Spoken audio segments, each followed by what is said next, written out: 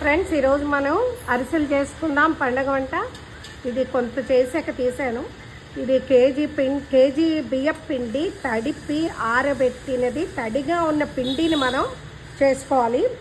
దాన్ని చేసుకున్న తర్వాత దాన్ని ఈ విధంగా మనం పాకం మరీ ముద్ర పాకం రాకూడదు, అలాగని పది లేతగా ఉండకూడదు. మనం ఎలా అంటే నీళ్ళల్లో వేసి పాకాన్ని వేసినట్టయితే ఇది రౌండ్ రావాలన్నమాట. ఆ రౌండ్ వచ్చిన లెవెల్లో వేసాక అప్పుడు మనం కొంచెం కొంచెం ఈ తడిపిన పిండిని బాగా మళ్ళీ అలాగే ఉంచుకుంటే దాన్ని కొంచెం జల్లించుకున్నాక మెత్తగా రావాలన్నమాట. దానిని మనం ఇక్కడ చూడండి జల్లించి అంతా పెట్టించారు ఈ ఖాళీ అంది. సో జల్లించుకునేవి, జల్లించిన తర్వాత మనకి ఇట్లాగా ఏమన్నా ఉండిపోతే ఇలా మొరుగు లాంటివి వచ్చేస్తుంది. దాన్ని తీసేయాలన్నమాట. తీసిన తర్వాత అప్పుడు మనం ఇలా ముద్ద చేసుకున్న దాన్ని చిన్న చిన్న ఉండలుగా చేసుకుని దాన్ని ప్రెస్తో కానీ మనం ఇలాగా పెట్టాలి. ఇలా నొక్కేసి మనం ఇలా నొక్కుకుంటూ అలాగా మనం చేసుకోవాలి. దాన్ని అలా వచ్చిన దాన్ని మళ్ళీ మనం పాకం ఈ బాగా మరిగిన నీళ్ళు వేసి తీయాలి. దాన్ని మళ్ళీ మనం ఇలా ఆరబెట్టుకోవాలి. ఇప్పుడైతే మనకి గడ్డి లేదు, కానీ గడ్డి మీద ఆరబెడతారు అన్నమాట. ఇంకొంచెం అది నూనె బాగా పీల్చుకుంటుంది. హలో, మనం సౌందర్యం. ఈరోజు మనం అరిసెలు తయారు చేస్తున్నాం. చూడండి, నువ్వులద్ది చక్కటి తెలుగు వంట అరిసెలు. అరిసె లేనిదే సంక్రాంతి లేదు. కాబట్టి మనం ఈరోజు అరిసెలు మనం పెద్దలకి నైవేద్యం పెట్టడానికి గాను అరిసెలను వండడం జరుగుతుంది. దీన్ని ఇలా మనం వేసి జాగ్రత్తగా ఎక్కువగా కదపకూడదు. కదిపితే అది కొంచెం విడిపోతుంది. కాబట్టి దాన్ని అలా స్లోగా ముందు నూనె బాగా మరిగేలా పెట్టుకోవాలి. తర్వాత కొంచెం చిన్న మంటలోనే అది వేగాలి. చూడండి ఎంత చక్కగా పొంగుతుందో. కరెక్ట్గా అరిసెలకి ఎప్పుడూనండి, అరిసెల్ని దేవతా వంటం అంటారు.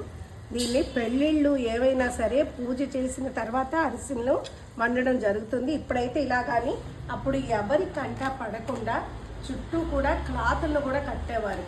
కట్టెల్లా కట్టేసి అప్పుడు వంట చేసేవాళ్ళు, వాళ్ళు మాత్రమే అరిసెల్ని చూసేవారు అన్నమాట. అంత పవిత్రమైన వంటకం అరిసెలు అనేది. పెద్దలకు కూడా దీన్ని నైవేద్యంగా పెట్టడం జరుగుతుంది. వాళ్ళు ఇష్టంగా తీసుకుంటారు. దీన్ని ఇలా మనం తిప్పుకోవాలండి. ఒకసారి కాస్త కాగిన తర్వాతనండి దాన్ని క్లోజప్లో చూపెట్టమ్మా. ఇలా మనం తిప్పుకోవాలి. నువ్వులు వేసాం కదా అండి, దాన్ని కొంచెం జాగ్రత్తగా మరీ మాడకుండా మనం తీసుకోవాల్సింది అనమాట. తుల్లుతుంది, జాగ్రత్తగా ఉండాలి. మళ్ళీ మరీ ఎక్స్పీరియన్స్ లేని వాళ్ళు బాగా ఇదివరకంటే ఎప్పటికప్పుడు చేస్తూ ఉండేవారు పెళ్ళిళ్ళకు కూడా. కాబట్టి వాళ్ళ బాగా అలవాటు ఉంటుంది. మనం ఏంటి ఆర్డర్లు ఇవ్వడం నేర్చేసాము. బట్ ఇలాగా ప్రత్యేకమైన సందర్భాల్లో సంక్రాంతి లాంటి టైంలో మనం వేసుకుంటే ఇప్పుడు ఉన్న ఇలా ఈ యూత్కి కూడా అర్థం అవుతుంది అన్నమాట. ఏంటి అనేది వాళ్ళకి తెలుస్తుంది.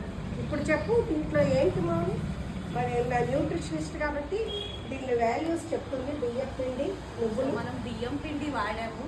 బియ్యం పిండి అండ్ జాగరి బెల్లం it's very nutritious for everybody. దాంతోపాటు మనం సెసమీ సీడ్స్, నువ్వులు అనేది ఇట్స్ వెరీ గుడ్, ఐరన్కి చాలా మంచిది. మెయిన్ ఫీమేల్ వాళ్ళు తీసుకుంటే ఇంకా మంచిది. థ్యాంక్ యూ మోని. మనం చూసారా పూర్వం మన వంటల్లో ఎంత చక్కగా పెట్టారో పెద్దవాళ్ళు. దీని తాలూకా ఉపయోగాలు అవి కూడా. ఇప్పుడు రైస్ అంటున్నారు. రైస్ వాటర్ మొహానికి పెట్టుకోవడం దానికి కాదండి. ముందు కడుపులో కడితే తర్వాత మనకి అవుట్ సైడ్ బ్యూటీ అనేది వస్తుంది. ఇటువంటి మనం ఎప్పటికప్పుడు చేసుకుంటే అంత బాగా మనకి పిల్లలకి కూడా, చిన్న పిల్లలకి కూడాను బెల్లం అది ఉండడం వల్ల అరుగుదల వస్తుంది.